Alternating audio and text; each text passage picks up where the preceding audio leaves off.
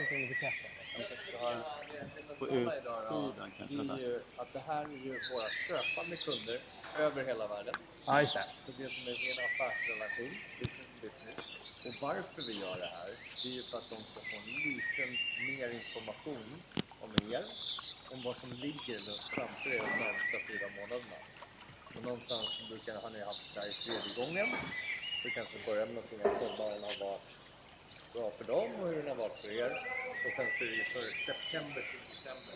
Bra. Just det. Man ska inte få glas vatten. Man var helt... Man kanske ska säga att det är så här... För festmånader.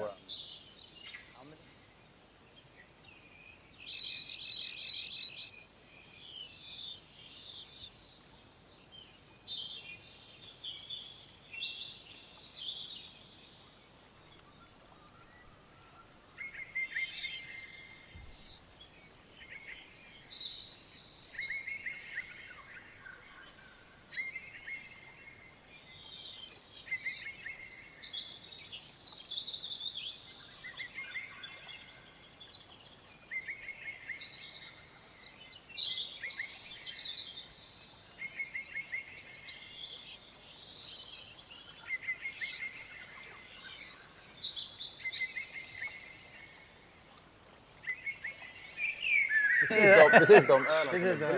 Man ser väl temat där i festen. Are we good? Are we live? Yes. No way. Hey Hanok. Are you nervous? Good morning. Welcome and thank you for tuning in. We are at Omnipollo's church. This is our home and we're actually sitting in our tap room, so on the 2nd floor of the church, overlooking the brewery here in the background. Last time we were in Copenhagen at MBCC, and the time before that we were up in Carl and Tobias's atelier, which is at 1 floor up from here. So we keep moving around, and today we're happy to be in the church tap room. We've had a good summer. Very good summer. And we're preparing the church tap room for Kyrkans fest. So the anniversary party of the church. Yes. So that's going to be a lot of fun. And Exhibitions, tap takeovers, you name it. I learned that we turned 4 years here in the tap room the other day. I didn't realize. So confusing. And that's what we're celebrating. But as Carl mentioned, this is a jam-packed month, starting today with the release of PIM, an organic, fully organic IPA that we are releasing. Extremely exciting. Which is very exciting. It's a project that we've been working on for quite some time. Securing organic produce is a little bit more tricky from time to time, but also kind of trying to figure out how to release it in a way that makes it sustainable for us as a brewery. And I mean, it's naturally sustainable for the world. So I'm super, super excited about that. And we actually have the can right behind us here. It's a beautiful can. It's one of the most beautiful cans I've ever seen in my entire life. It looks like a dream. This beer contains organic malts, organic wheat, organic oats, organic hops, and organic yeast. We're packaging this ongoing and trying to get it out as fresh as we possibly can, because it's a hazy IPA, or pale ale, sorry, but more kind of hopped like an IPA, but it is actually a pale ale strength on this beer, which makes it more drinkable, more sessionable, but yet very flavorful and expressive, just the way we like our beers here at the church. We're looking forward to getting your feedback on this one, and we're hoping that this will naturally lend itself for a place in the church that makes it suitable for repeat brewing over time. But it's an extremely delicious beer, very, very heavy on citra hops, specifically from Yakima Chief. And we're actually going to Yakima Chief in about 3 weeks again. Last year, me and Carl went to select our hops. We selected hops that we're using right now in the brewery, and in September, mid-September, we're going back to Yakima Valley to select hops again. And this time we've actually added 20% organic hops to our hop contract, which PIM is part of the reason for. But we've generally noticed and felt a very high quality bump as we kind of move in the organic direction. So we're super psyched about that. So PIM IPA, I don't know if you can see it from here. Extremely beautiful can, extremely beautiful liquid, get it. Named after a very inspirational friend of ours, Yes. Pim. He's coming here to have a beer later, apparently. We're excited about that. Yeah. Look forward to hearing what he says about Pim Organic Pale Ale. We're on the track of hops right now, and I think the hoppiest beer we've done probably to date. I know we say that a lot, but in terms of labor intensity and work, this is by far the #1 beer in terms of hops that we have coming out. And it's this beer. You might recognize elements of this can, and it's because it's a classic comeback in new shape and form, Fata Morgana. We've decided on the appropriate name X for this one, since it's been seen hops 10 times throughout the process. And also heavy on Citra, but also Columbus and some more traditional varieties, which is part explained by the fact that this beer was brewed for the first time 10 years ago. So that's also a celebration for this beer, which we're mind blown about, that it's actually passed. I remember when we released this beer 10 years ago, hazy beer just wasn't out there, and we were worried that people wouldn't drink it. And today, it's a quite different beer world. So celebration to this beer, but also to hazies near and far. So super excited. This can is freaking crazy. It's an amazing can. The design is an interpretation of the Fata Morgana sunset, with the sun exchanged and turned into, or mutated into, 10 cosmic phenomena. It takes some digestion. It's such a crazy can. So this is a screen printed can, I guess you'd say, right? Like, incredible look to it. And yeah, package fresh, get it. Anniversary. Moving over to fruits, we have a new Bianca drop. This is a collaboration with a brewery called The Answer in Richmond, Virginia. Small brew pub, make incredibly expressive fruit beers.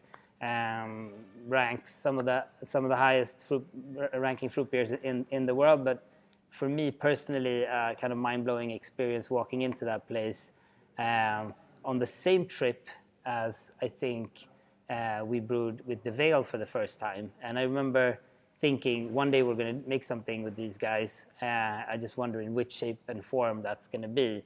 And it turned out to be a Bianca shape and form.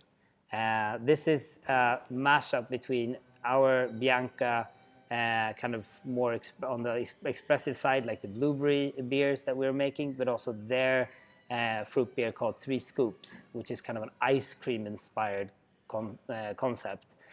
This one has strawberry. We don't make that much beer with strawberry, so that's very exciting, and it's been a fun ingredient to work with.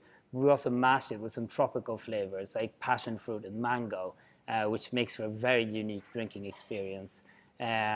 We've posted about this beer on Instagram to great excitement, but we haven't seen it out in the wild that much, so we're excited to get it out the door and into your hands.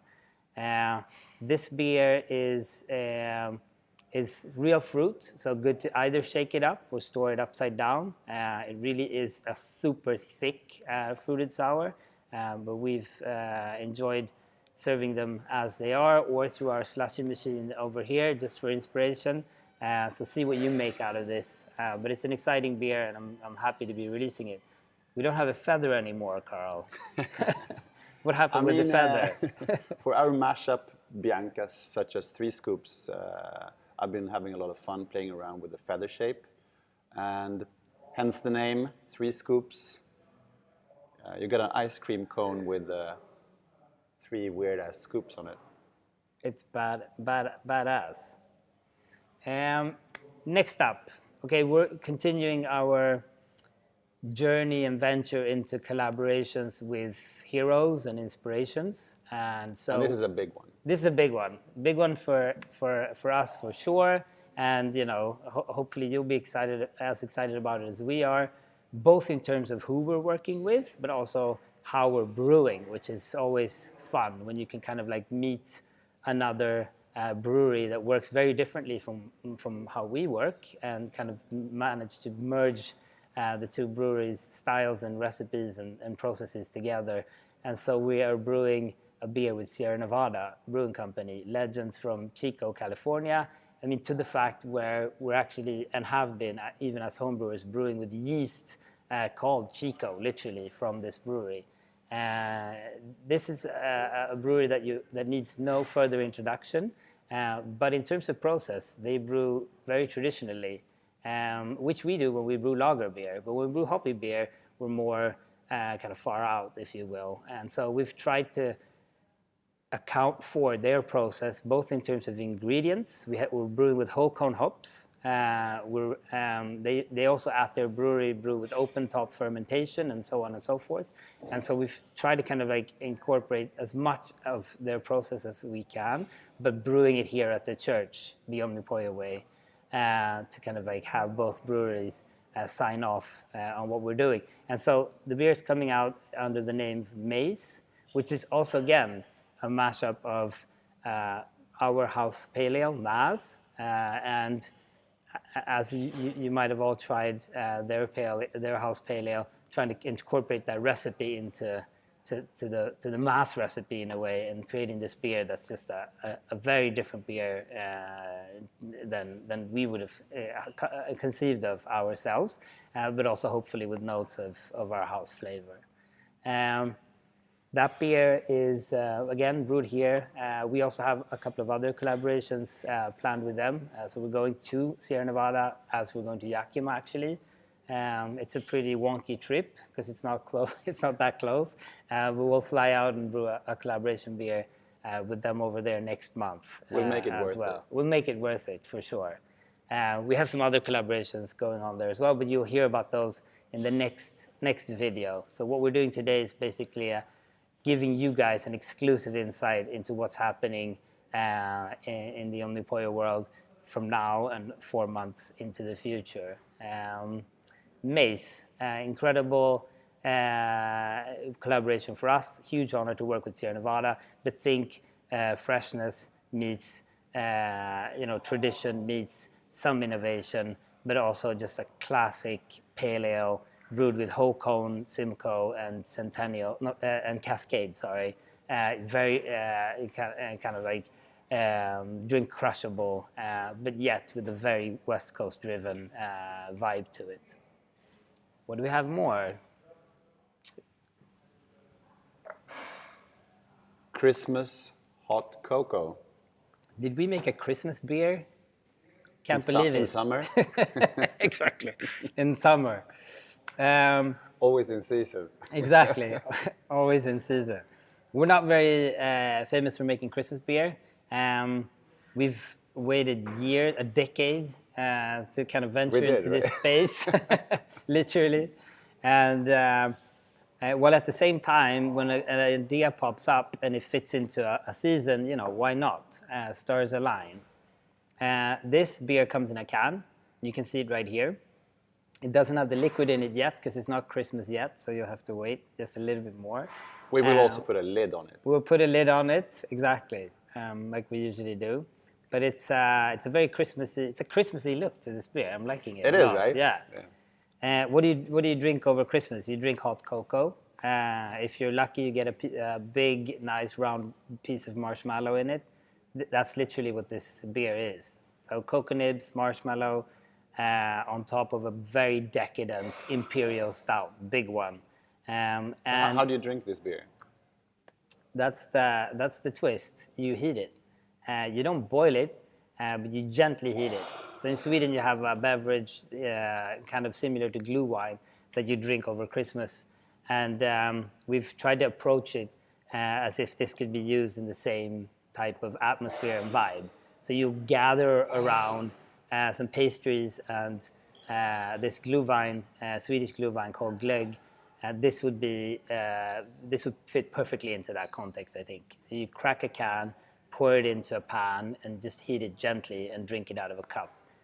You could add an extra marshmallow if you want. But I'm really looking forward to winter, just like holding this can.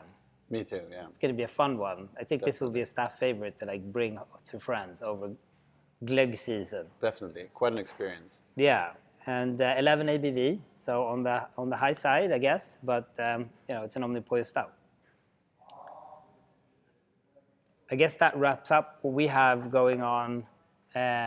That gives you a glimpse of what we have going on, but a very exclusive glimpse that only you guys get, simply because you're our partners, you're part of Omnipollo, and it's been an incredible ride so far this year, and we're hoping to really kind of continue that momentum over the next coming 4 months, going into 2025. We have some insane things happening going forward as well, but this is stuff that we've been working on for a really long time, and we're super happy to be able to share it with you guys finally.